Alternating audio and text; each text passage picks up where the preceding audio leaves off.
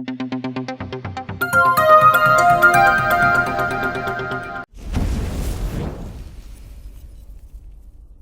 Everyone, welcome back to pharmacy India live. आज इस lecture में हम बात करने वाले हैं डी फार्म फर्स्ट में जो हमारा सब्जेक्ट है सोशल फार्मेसी, उसमें हम चैप्टर 4 पढ़ रहे थे और आज हमारा पार्ट 2 होने वाला है जिसमें हम पढ़ेंगे एपिडेमियोलॉजी के बारे में, कम्युनिकेबल डिजीजेस के बारे में और ट्रांसमिशन के बारे में। तो चलिए शुरू करते हैं। उससे पहले आप हमारे चैनल फार्मेसी इंडिया लाइव पर नए हैं, हमारे चैनल को सब्सक्राइब कीजिए। साथ ही साथ आप हमसे जुड़ सकते हैं हमारे व्हाट्सएप के थ्रू। हमारा व्हाट्सएप नंबर है 9389516306। इसको सेव कीजिए। सेव करने के बाद आप हमें टाइप कर भेज दीजिए कैपिटल लेटर्स में डीपी इंडिया। आप तक लेटेस्ट फार्मा अपडेट्स पहुंचते रहेंगे, चाहे वो आपकी एकेडमिक से रिलेटेड है या वो आपकी जॉब से रिलेटेड है। साथ ही साथ आप हमसे जुड़ सकते हैं हमारी एप्लीकेशन के थ्रू, मींस प्ले स्टोर से pharmacy India mobile app download कीजिए, उसमें रजिस्ट्रेशन कीजिए। रजिस्ट्रेशन करने के बाद आप हमसे जुड़ जाएंगे, हमसे कनेक्ट कर पाएंगे। तो चलिए शुरू करते हैं। सबसे पहले हम बात करते हैं एपिडेमियोलॉजी के बारे में कि एपिडेमियोलॉजी होती क्या है। बेसिकली एपिडेमियोलॉजी एक स्टडी होती है या एक एनालिसिस है कि कितना डिस्ट्रीब्यूशन हुआ है, क्या पैटर्न रहा है, क्या डिटरमिनेंट्स रहे हैं एक हेल्थ को लेकर या एक डिजीज कंडीशंस को लेकर, जो भी एक हमारी पर्टिकुलर डिफाइंड पॉपुलेशन होती है। मींस की जो भी एक बीमारी होती है या जो एक हेल्थ है, हमारी प्रॉपर जो पॉपुलेशन है, अगर हम बात करें अपने इंडिया की, तो इंडिया में जो टोटल पॉपुलेशन है उसका पूरा ग्राफ निकाला जाता है कि कितने लोग स्वस्थ हैं, कितने लोग बीमारी से ग्रस्त हैं, कौन सी बीमारी ज्यादा है। तो उसमें प्रॉपर स्टडी जो की जाती है वो हमारा कहलाता है एपिडेमियोलॉजी। साथ ही साथ एपिडेमियोलॉजी एक ऐसी स्टडी है जहां पर जो हमारे फैक्टर्स होते हैं जो अफेक्ट करते हैं हेल्थ को, यानी कि या जिस बीमारी की वजह से हमारी पॉपुलेशन पे उसका असर पड़ रहा है, उसको हम बेसिकली किससे डिफाइन करते हैं, एपिडेमियोलॉजी के हेल्प से डिफाइन करते हैं। साथ ही साथ जो भी एक फाउंडेशन होता है या जो हमारे एक लॉजिक होते हैं किसी भी इंटरवेंशंस को लेकर, जो कि हम बनाते हैं किसके इंटरेस्ट को लेकर के, पब्लिक हेल्थ के इंटरेस्ट को लेकर, कि कैसे उनको हम बेसिकली प्रिवेंटिव मेडिसिन पहुंचा सकते हैं, उसका भी डिस्ट्रीब्यूशन में काम करता है कौन, एपिडेमियोलॉजी। नेक्स्ट आता है कि इसको हम बेसिकली कंसीडर करते हैं एक ऐसी मेथोडोलॉजी है जहां पर पब्लिक हेल्थ रिसर्च जो होता है उसको हम बेसिकली एक सेफर साइड पर रखते हैं और इसको हम हाईली रिगार्ड करते हैं। कैसे, जो एविडेंस बेस्ड मेडिसिन होती हैं उनको हम आइडेंटिफाई करते हैं, उनको ढूंढते हैं, जो रिस्क फैक्टर होते हैं पर्टिकुलर डिजीज को लेकर उनको आइडेंटिफाई किया जाता है, और साथ ही साथ जो एक ऑप्टिमल ट्रीटमेंट हम यूज कर सकते हैं क्लिनिकल प्रैक्टिस में उसको भी बेसिकली डिटरमाइन किया जाता है। वो हेल्पफुल होता है किसके जरिए, एपिडेमियोलॉजी के जरिए। अब बात करते हैं कि जो ये स्टडीज होती है हमारी कम्युनिकेबल या नॉन कम्युनिकेबल डिजीजेस की, तो वहां पर एक एपिडेमियोलॉजिस्ट की बहुत जरूरत होती है, क्योंकि उसी से पता चल पाता है कितना आउटब्रेक रहा है हमारी इन्वेस्टिगेशंस में, उन स्टडी की डिजाइंस को लेकर, उन स्टडीज को लेकर हमने ठीक भी डेटा बनाया है या नहीं, तो उसके लिए हमें एपिडेमियोलॉजिस्ट की रिक्वायरमेंट होती है। आगे चले, जो डेटा कलेक्शन होता है या जो हम एक एनालिसिस रिपोर्ट तैयार करते हैं उसके अंदर प्रॉपर डेवलपमेंट होना चाहिए, एक स्टैटिस्टिकल डेटा वहां पर होना चाहिए कि जो आपके हाइपोथेसिस टेस्ट को बेसिकली सच बताए, और जो आपने एक डॉक्यूमेंटेशन किया है अपने रिजल्ट्स को लेकर उसे सबमिशन से पहले एक बार आप प्रॉपर उसे रिन्यू, जब जर्नल्स में आपको भेजना है उसे अच्छे से स्टडी कर लें। वो कौन करेगा, एपिडेमियोलॉजिस्ट, की आपका जो डेटा है वो सही मायने में सही भी है या नहीं। ऐसे ही जो एपिडेमियोलॉजिस्ट होते हैं बेसिकली, तो वो क्या काम करते हैं, वो एक नंबर बेसिकली चूज कर लेते हैं किसी भी दूसरी साइंटिफिक डिसिप्लिन में से लेके, जैसे कोई एक बायोलॉजी है जहां पर हमें यह समझने की जरूरत है जो डिजीज का प्रोसेस है वो कैसा है, सोशल साइंस के डिसिप्लिन क्या क्या है, या जो सोशियोलॉजी होती है या जो एक फिलॉसफी होती है, उन सब के अंदर हम अच्छे से समझ पा रहे हैं या नहीं, एक हम डिस्टल रिस्क फैक्टर्स को पढ़ पा रहे हैं या नहीं, या उसका अप्रॉक्सीमेट बता पा रहे हैं या नहीं, तो वो काम करता है कौन, एपिडेमियोलॉजिस्ट। अब आगे चल के बात करते हैं कि एपिडेमिक्स क्या होता है। एपिडेमिक्स क्या होता है, तो जो ये एपिडेमिक है ये एक रैपिड स्प्रेड होता है किसी भी इंफेक्शियस डिजीज का, यानी कि जो एक तेजी से बहुत जल्दी से एक बीमारी फैलने लगती है उसे हम बेसिकली कहते हैं एपिडेमिक्स। और ये बीमारी इतनी फैलती है कि बहुत सारे लोग इससे ग्रस्त हो जाते हैं, जो भी एक हमारी गिवन पॉपुलेशन होती है with in a short period of time, usually 2 weeks और लेस, यानी कि एक कम से कम समय में, या तो हम कह लें कि दो से कम हफ्तों में ये बीमारी फैल जाती है और हमारी जो पॉपुलेशन है उस पे काफी अच्छे से बहुत सारे लोगों को ये बीमारी हो जाती है, वो कहते हैं हम एपिडेमिक्स। अब बात करें टाइप्स की कि कितने टाइप्स की एपिडेमिक होती है, तो बेसिकली सबसे पहला आता है पॉइंट सोर्स, दूसरा आता है कंटिन्यूअस सोर्स और तीसरा आता है पर्सन टू पर्सन। तो ये 3 टाइप की एपिडेमिक्स होती है, एक पॉइंट सोर्स, एक होता है कंटिन्यूअस सोर्स, एक दूसरे लोग से, एक जन से दूसरे जन पर, यानी कि पर्सन टू पर्सन। अब बात करते हैं पॉइंट सोर्स की। पॉइंट सोर्स क्या कहता है, ये एक ऐसा एपिडेमिक होता है जहां पर जितने भी केसेस होते हैं इन्फेक्टेड लोगों के, वो सब सेम टाइम पे होते हैं, यूजुअली किसी एक सिंगल सोर्स से वो एक्सपोज होता है, उसे कहते हैं पॉइंट सोर्स, यानी कि जो एक्सपोजर है इस बीमारी का वो सिर्फ एक है। अब बात आती है कंटिन्यूअस सोर्स की।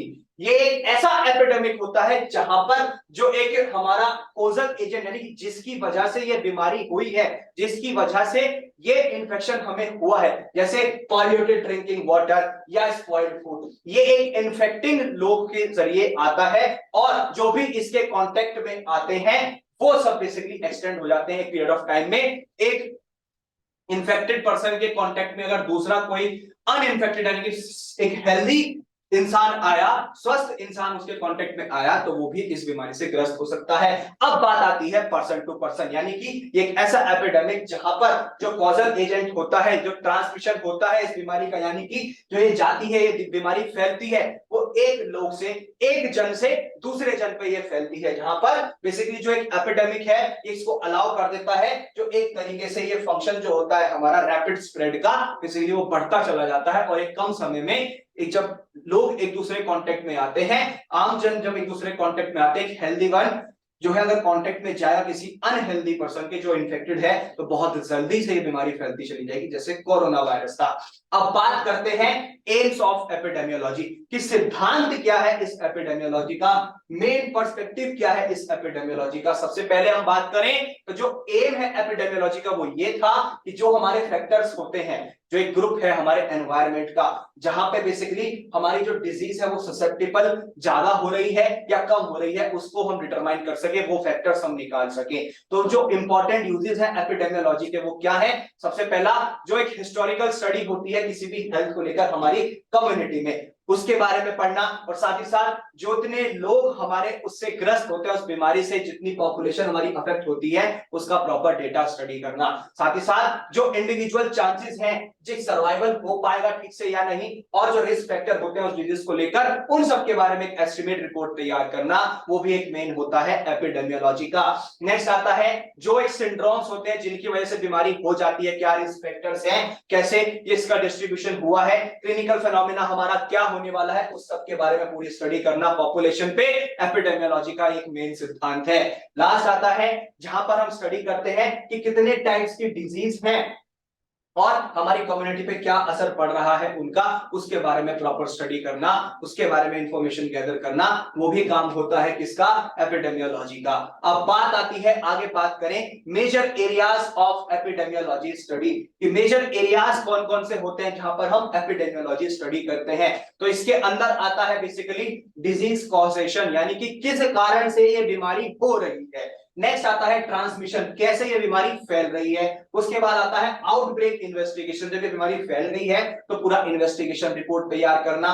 डिजीज सर्विलेंस, डिजीज का एक सर्विलेंस हमें रखना है कि कितनी बीमारी फैल रही है, क्या हो रहा है, लोगों पे क्या प्रभाव पड़ रहा है, उस सब के बारे में। एनवायरमेंटल एपिडेमियोलॉजी हमें बनाना, उसके बाद फॉरेंसिक एपिडेमियोलॉजी तैयार करना, फिर ऑक्यूपेशनल एपिडेमियोलॉजी क्या होनी चाहिए, साथ ही साथ जो एक स्क्रीनिंग होती है हमारी बायो मॉनिटरिंग, उसके बारे में पढ़ना, और साथ ही साथ जो एक कंपैरिजन है हमारे ट्रीटमेंट का कि उनसे क्या असर पड़ रहा है, जैसे क्लिनिकल ट्रायल्स होते हैं, उन सब की एक प्रॉपर रिपोर्ट तैयार करना। ये मेजर एरियाज हैं जहां पर हम ये एपिडेमियोलॉजी स्टडीज करते हैं, बीमारी की शुरुआत से लेकर के उसके अंत तक, जब उसकी दवाई बनती है कैसे ठीक हो सकती है, उसका प्रॉपर एक डेटा बनाना, पूरा स्टैटिस्टिकल डेटा तैयार करना, वो मदद करता है कौन, एपिडेमियोलॉजी। अब आगे चलते हैं, अब बात आती है some important epidemiology related terms. कुछ ऐसे इंपॉर्टेंट टर्म्स हैं जो एपिडेमियोलॉजी से रिलेटेड हैं। वो कौन कौन सी हैं? जैसे एपिडेमिक, यानी कि एपिडेमिक का मतलब है जो एकदम तेजी से बीमारी फैलने लगती है, वो स्प्रेड होने लगती है, और जो हमारी एक गिवन पॉपुलेशन होती है उसमें काफी अच्छे लार्ज नंबर पे वो बीमारी फैलती चली जाती है और एक शॉर्ट पीरियड ऑफ टाइम में, उसे कहते हैं एपिडेमिक। नेक्स्ट आता है पैंडेमिक। पैंडेमिक का मतलब कि जब एक बीमारी बेसिकली स्प्रेड होती है, न्यू डिजीज पूरे वर्ल्ड में अगर हम बात करें, वो होता है हमारा पैंडेमिक। जो हेल्थ एक्सपर्ट्स होते हैं, जो साइंटिस्ट होते हैं, वो एग्री होते हैं और वो ये मानते हैं कि जो ये बीमारी है जिसकी वजह से एक लार्ज एरिया हमारा बेसिकली अफेक्टेड होता जा रहा है, उसे पैंडेमिक कहते हैं। जैसे कोरोना वायरस का आउटब्रेक था, उसमें वो पैंडेमिक था, एक पूरे वर्ल्ड हेल्थ ऑर्गेनाइजेशन ने ये स्टेट किया था कि ये पैंडेमिक है, यानी जो पूरा विश्व भर हमारा एक नई बीमारी से ग्रस्त हो रहा था। ऐसे ही नेक्स्ट आता है एंडेमिक। एपिडेमियोलॉजी में ये एक ऐसा इन्फेक्शन माना जाता है, जो एक इन्फेक्शन ऐसा माना जाता है जो एंडेमिक होता है हमारी पॉपुलेशन पे। मींस एक ऐसा इन्फेक्शन जो कॉन्स्टेंटली इसको मेंटेन करने में जो हमारा बेसलाइन लेवल होता है, ज्योग्राफिक एरिया, बिना किसी भी एक एक्सटर्नल इनपुट्स के बेसिकली हमारा वो खत्म होता चला जाता है। नेक्स्ट आता है मोड्स ऑफ ट्रांसमिशन, यानी कि जो मेडिसिन होती हैं, या हम ये कह लें कि जो ट्रांसमिशन है उसे इस तरीके से डिफाइन किया गया है कि एक डिजीज का पास होना एक इन्फेक्टेड इंडिविजुअल से दूसरे जो अनइन्फेक्टेड इंडिविजुअल का ग्रुप्स होता है उन तक जाना, ये मोड ऑफ ट्रांसमिशन कहता है। यानी कि अगर मैं किसी भी बीमारी से ग्रस्त हूं, मेरे कांटेक्ट में जो भी लोग आएंगे वो भी ग्रस्त होते चले जाएंगे उस बीमारी से। ये होता है मोड ऑफ ट्रांसमिशन। अब नेक्स्ट आते हैं, अब बात करते हैं कि जो माइक्रो ऑर्गेनिजम्स होते हैं जैसे बैक्टीरिया और वायरस होते हैं, ये एक कारण बन जाते हैं किसका? एक ट्रांसमिशन का, एक पर्सन से दूसरे पर्सन पे। और उसके बहुत सारे और भी तरीके होते हैं, और भी कारण हो सकते हैं। जैसे सबसे पहला आता है ड्रॉपलेट कांटेक्ट, यानी कि जो कफिंग और स्नीजिंग होती है, एक जो इन्फेक्टेड पर्सन है उसने अगर खांसा या छींका, तो जो ड्रॉपलेट्स यानी कि उसके जो अंदर से उसका पानी आ सकता है, थूक आ सकता है, वो भी एक दूसरे पर्सन को वो इन्फेक्ट कर सकता है। नेक्स्ट आता है डायरेक्ट फिजिकल कांटेक्ट, यानी कि जहां पर हम एक इन्फेक्टेड पर्सन को टच कर लें या उस इन्फेक्टेड पर्सन के साथ हमारा सेक्सुअल कांटेक्ट हो जाए, तब ये बीमारी फैल सकती है। नेक्स्ट आता है इनडायरेक्ट कांटेक्ट, जहां पर यूजुअली हम टच कर देते हैं, कोई भी एक सॉल कंटामिनेशन होता है या जो एक कंटामिनेटेड सरफेस होती है, इंसान है वो बीमार है, उसे एक सीरियस डिजीज हो चुकी है, वो जहां पर भी बैठता है या जहां पर भी वो लेटता है, अगर उसके कपड़ों को हम छुएंगे, उसके सामान को हम छुएंगे, तो तब भी हमें जो है बेसिकली बीमारी हो सकती है। नेक्स्ट आता है एयरबॉर्न ट्रांसमिशन, यानी कि जो माइक्रो ऑर्गेनिजम्स है वो रह सकते हैं एक एयर में काफी अच्छे लंबे समय के लिए, तो एयरबॉर्न ट्रांसमिशन भी हो सकता है। नेक्स्ट आता है फीकल ओरल ट्रांसमिशन, ये यूजुअली होता कब है? जब हम एक कंटामिनेटेड फूड का सेवन कर लेते हैं या ड्रिंकिंग वाटर सोर्सेज जो होते हैं हमारे बेसिकली, उसका जब हम एक इन्फेक्टेड पर्सन से उसका सेवन कर लेते हैं, तब ये डिजीज हो जाती है। नेक्स्ट आता है वेक्टर बॉर्न ट्रांसमिशन, ये बेसिकली इंसेक्ट से कैरी करता है या जो दूसरे एनिमल्स होते हैं उनसे कैरी करता है,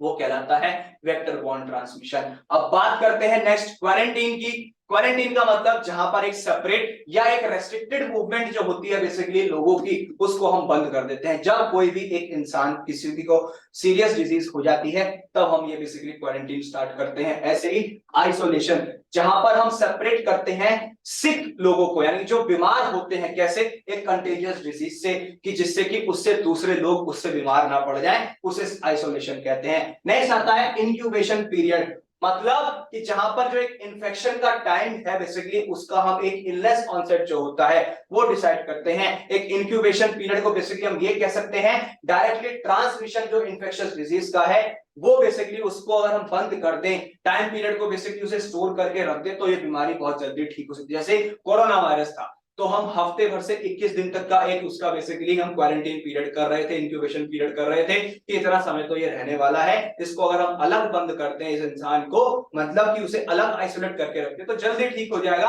और उससे दूसरे लोग भी उससे इफेक्टेड नहीं होंगे।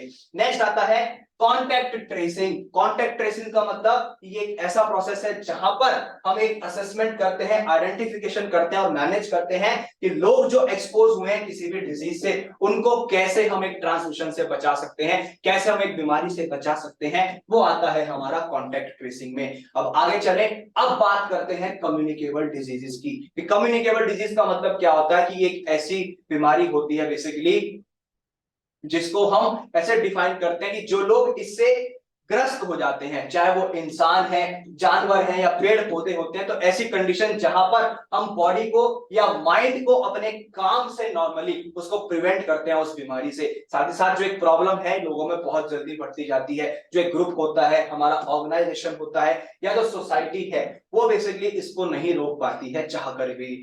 देयरफॉर अगर हम आगे बात करें इसमें, तो इसके 4 मेन टाइप की ऐसी डिजीज होती है, जैसे एक इन्फेक्शियस डिजीज होती है, दूसरी डेफिशिएंसी डिजीज होती है, तीसरी हेरिडिटरी डिजीज होती है और चौथी फिजियोलॉजिकल डिजीज होती है। तो ये 4 टाइप्स की मेनली कम्युनिकेबल डिजीजेस होती हैं। सबसे पहले हम बात करते हैं कम्युनिकेबल डिजीज में, कि जो कम्युनिकेबल डिजीज है ये ऐसी बीमारी होती है जो बहुत जल्दी फैलना स्टार्ट हो जाती है एक जन से दूसरे जन पर। बहुत सारे इसके वेज हैं, बहुत सारे तरीके हैं जिससे ये फैल सकती है, चाहे वो एक कांटेक्ट हो ब्लड से या उसकी बॉडी से, जो बॉडी फ्लूइड्स होते हैं वहां से, या ब्रीदिंग से, जैसे कि एयरबॉर्न वायरस होता है, या जो बेसिकली हम उससे अगर वो काट लेते हैं, कोई इंसेक्ट होता है, जानवर होता है, वो काट ले तब ये बीमारी हो सकती है, उसे हम कम्युनिकेबल डिजीज कहते हैं। ऐसे ही जो कम्युनिकेबल डिजीजेस हैं इनको हम बेसिकली ट्रांसमिसेबल से या एक कंटेजियस डिजीज के नाम से भी जानते हैं, जैसे कि मलेरिया है, टाइफाइड फीवर है, टीबी है, रेबीज है, वुपिंग कफ है, एटसेट्रा। ऐसी बहुत सारी बीमारियां जिन्हें हम ट्रांसमिसिबल डिजीज कहते हैं या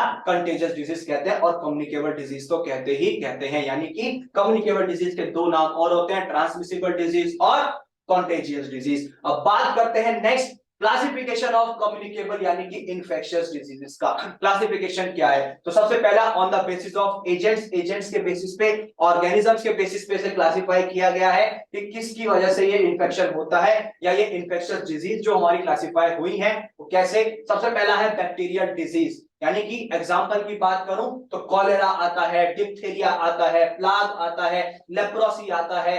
नेक्स्ट में बात करूं ट्यूबरकुलोसिस, इसी तरीके से टेटनस, ऐसे ही ट्रैकोमा या टाइफाइड फीवर, ये गोनोरिया, और साथ ही साथ साइफिलिस और फूड पॉइजनिंग, ये सब हमारे किस में आते हैं? बैक्टीरियल इन्फेक्शंस में। नेक्स्ट अब मैं बात करता हूं वायरल डिजीजेस की, कि वायरल डिजीजेस कौन कौन सी हो सकती हैं। तो सबसे पहले एग्जांपल्स की बात करें तो सबसे पहला आता है चिकन पॉक्स, इसी तरीके से इन्फ्लुएंजा, ऐसे ही मेजल्स आता है, या हेपेटाइटिस और पोलियोमाइलाइटिस, और इसी तरीके से रेबीज। नेक्स्ट मैं बात करूं एड्स, ये सब है हमारे वायरल डिजीजेस। अब बात आती है प्रोटोजोवन पैरासाइट डिजीजेस की, कि प्रोटोजोवन पैरासाइट डिजीज कौन सी होती हैं। एग्जांपल्स हैं मलेरिया और जियार्डियासिस। इसी तरीके से नेक्स्ट आते हैं नेमाटोड्स डिजीज, कि नेमाटोड डिजीज कौन कौन सी होती है, आपने नाम सुना होगा, फिलियरियासिस। इसी तरीके से हुकवॉर्म इन्वेस्टिगेशंस का नाम सुना होगा, ट्रिकिनियासिस का नाम सुना होगा, ऐसे ही एस्कैरियासिस नाम सुने होंगे। तो ये होते हैं हमारे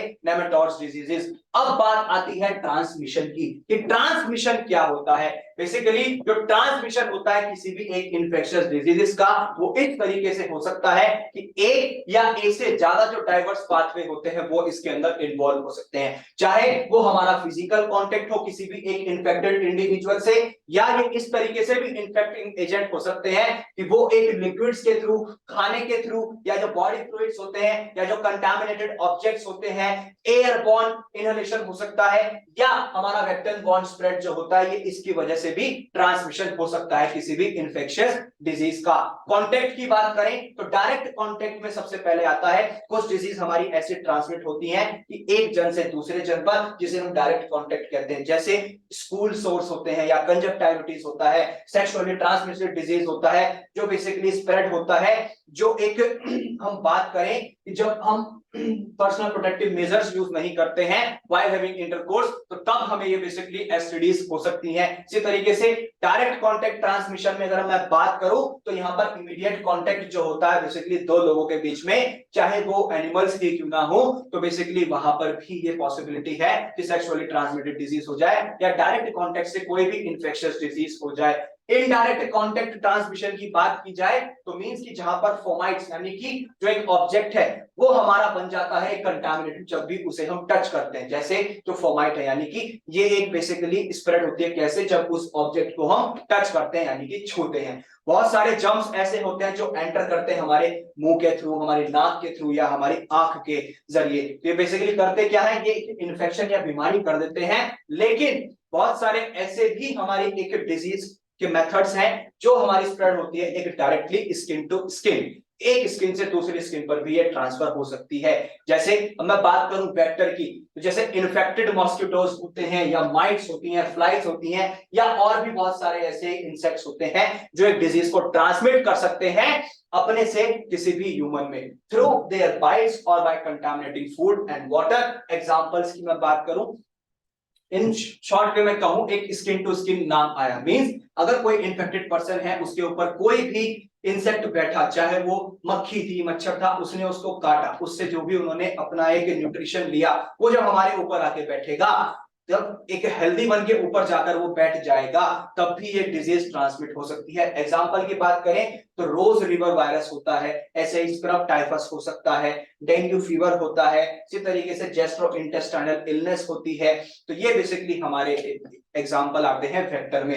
अब बात आती है ड्रॉपलेट्स की, तो ड्रॉपलेट्स ट्रांसमिशन इस तरीके से होता है जब भी कोई बैक्टीरिया या वायरस ट्रेवल करता है, यानी कि चला जाता है, या जो हमारी रेस्पिरेटरी ड्रॉपलेट्स होती हैं कब आती हैं, जब हम छींकते हैं, खांसते हैं, या जब हमें ड्रिप लगती है, या जब हम एक एक्सहेल करते हैं, तब ये ड्रॉपलेट्स के जरिए एक डिजीज ट्रांसमिट हो सकती है। ऐसे ही ये बेसिकली शॉर्ट डिस्टेंस में भी ट्रेवल कर जाती हैं, उसे सेटल करने से पहले यूजुअली 3 फीट से कम पे बेसिकली ये आती हैं। जो ड्रॉपलेट्स होती हैं वो इन्फेक्शियस पार्टिकल से लोडेड होती हैं, इनके अंदर इन्फेक्शियस पार्टिकल्स होते हैं।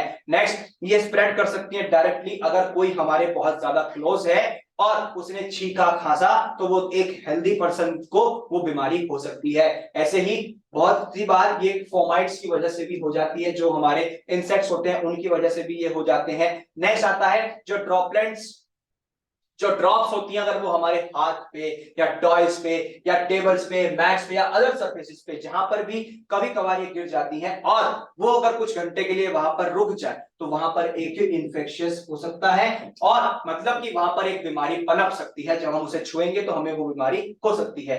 हैंड्स जब कांटेक्ट में आते हैं किसी ऐसी सरफेसेस पे, तब जाकर हमें बेसिकली बीमारी हो सकती है। जैसे हम अपने दरवाजे खोलते हैं तो उनके हैंडल पे, या हम कोई ऐसा सामान, टेलीफोन्स होते हैं, पेन्स होते हैं, तो वो भी कंटेजियस बन सकते हैं, वो भी हार्मफुल हो सकते हैं जब अगर कोई उसे इन्फेक्टेड पर्सन छू ले। इसी तरीके से जो हमारे इन्फेक्शियस हैंड टचेस होते हैं, जब हमारे हैंड्स इन्फेक्शियस हो गए, यानी कि उनमें हमने जैसे दरवाजा खोला, किसी इन्फेक्टेड पर्सन ने वो पहले खोला होगा, तो हमारे हाथ भी कंटेजियस हो गए। जब उन्हें हम अपनी नोज पे, आईज पे, मुंह पे लगाएंगे, तो ऑब्वियस है कि हमें बीमारी होनी ही होनी है। नेक्स्ट आता है एग्जांपल्स क्या होते हैं ड्रॉपलेट ट्रांसमिशन के, तो सबसे पहले आता है डिप्थीरिया, नेक्स्ट आता है इन्फ्लुएंजा, इसके बाद आता है मम्स, नेक्स्ट आता है वूपिंग कफ जिसे पर्ट्यूसिस भी कहते हैं, ऐसे ही प्लाग एक्सेट्रा। तो ये है हमारे ड्रॉपलेट ट्रांसमिशन के मेथड्स जिससे की बीमारी हो सकती है।